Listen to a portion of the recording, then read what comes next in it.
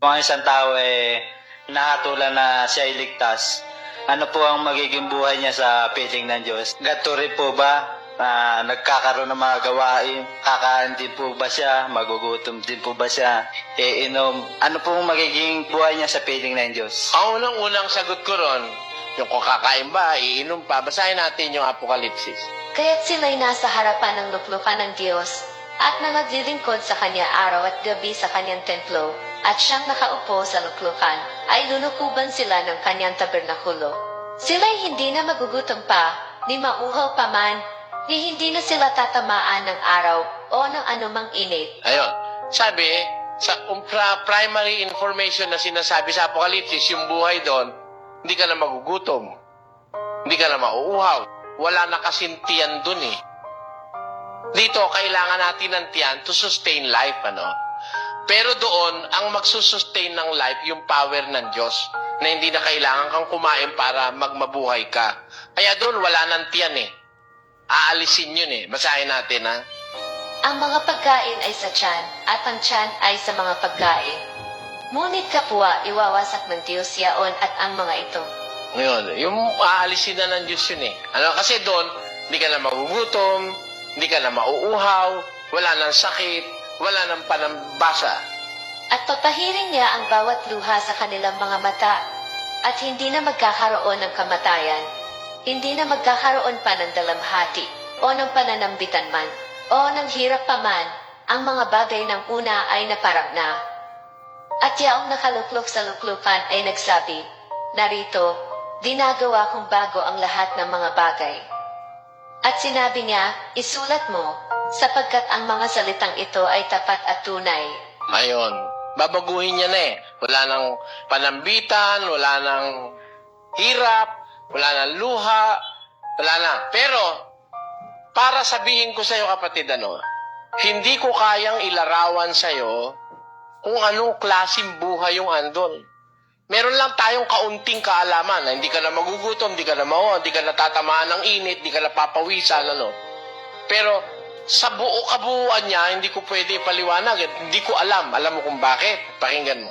Tatapwat gaya ng nasusulat, ang mga bagay na hindi nakita ng mata, ni hindi narinig ng tenga, o ni hindi pumasok sa puso ng tao. Anumang mga bagay na hinihanda ng Diyos sa kanila na nagsisiibig sa Kanya. Doon, merong mga nakahandaan Diyos doon na sorpresa. Ang sabi, mga bagay na hindi nakita ng mata, hindi narinig ng tainga, hindi pumasok kailanman sa puso ng tao. Things that are unimaginable by human beings. Kaya yun ay isang kaligayahang hindi mo kayang ipaliwanag. Kasi walang nakakaalam na tao, hindi kayang maisip ng tao, hindi pa nakita ng mata, hindi pa narinig ng tenga, hindi pa pumasok sa puso ng tao. Ang mga bagay na ito, ang wikang inihanda ng Diyos sa kanila na nagsisiibig sa Kanya. Kaya yun hindi ko kayang i-define na buong buo yun Pero ito, masasabi ko sa iyo, pag maliligtas ka, magiging para kang anghel. Parang spirit being, pwede ka pumunta doon sa mga galaxies, maglakbay ka kung saan-saan mong gusto, pwede yon. Nakahanda yun para sa mga lingkod ng Diyos Isipin mo, bakit gumawa ang Diyos ng mga lalaking planeta, mga galaxies, mga bituin, lalayo, Para kanino? Wala namang naninirahan doon ngayon. Nakahanda yan para sa mga magiging dapat sa Diyos. Siguro isang araw matutupad yung kantang Fly me to the moon and let me play among the stars. Let me see what spring is like on Jupiter and Mars. Pwede siguro mangyari yun dahil Lucas. Sapagkat hindi na sila maaaring mangamatay pa, sapagkat kahalintulad na sila ng mga anghel, at sila'y mga anak ng Diyos, salibali-basi mga anak ng pagkabuhay na maguli. Wala ka ng kamatayan, para ka ng anghel. Ang anghel hindi pwedeng malimitahan ng space at saka ng matter, Pagka naiba na itong katawan mo, para ka ng anghel, wala nang limitasyon. Tayo, kaya lang hindi makabilis ng takbo, may matter tayo eh. Na meron tayong bahaging materya sa ating katawan. Pero pag naging purely spirit yan, ang espiritu hindi limitado ng space and time eh. Hindi tumatanda ang espiritu. Hindi nagdi-disintegrate, hindi nag-undergo ng process of oxidation na kagaya na nangyayari sa material nating katawan. Kaya pagka nagtagumpay ka at naging dapat ka sa Diyos, you can just imagine kung ano magiging kalagayan mo. Para kang na nakawala sa koral siguro, no? Siguro unang-una kong pupuntahan yung mga galaksing napapagbabasa ko sa kung dadatnang ko pa sila. Baka kaya kasamang tunawin ng Diyos yun kasi sabi sa Biblia, gusto ko ring ipaalam sa'yo yung ikalawang Korinto 4:18.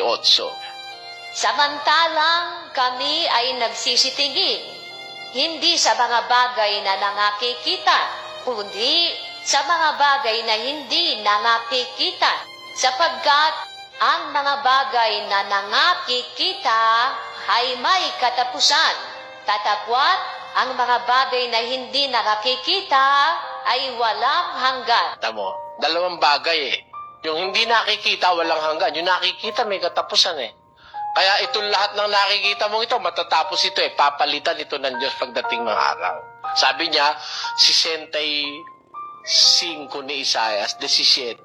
Sapagkat narito, ako'y lumilikha ng mga bagong langit at ng bagong lupa at ang mga dating bagay ay hindi maalaala o mapapasa isip man. Gagawa siya ng mga bagong langit at isang bagong lupa.